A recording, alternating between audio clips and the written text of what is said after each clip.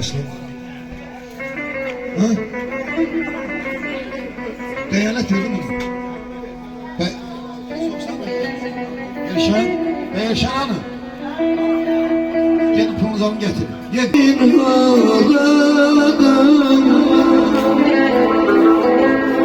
O yezidemiş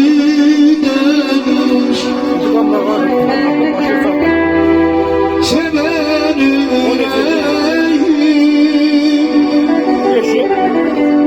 seven yüreğim değil harmanım. O yezidemiş hayat bir cennet, o da bu cennet.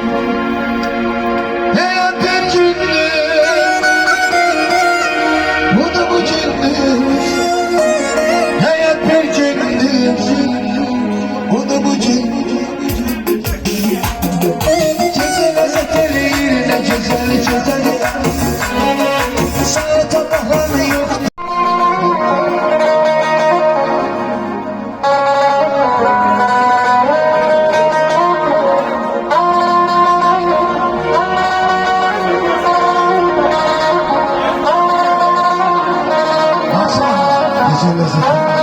Hayat bir cennet. Ağlasın gelecek. Hayat bir cennet, bana bu cennet. Hayat bir cennet, bana bu cennet. Gece lezzetli yerine güzeli güzeli, sana tabakanı yoktu sahanın içeri.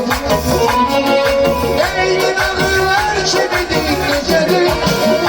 Hayat bir cennet, o da bu cennet. Hayat bir cennet, o da bu cennet.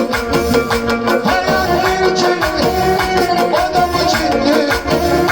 Hayat bir cennet, o da bu cennet.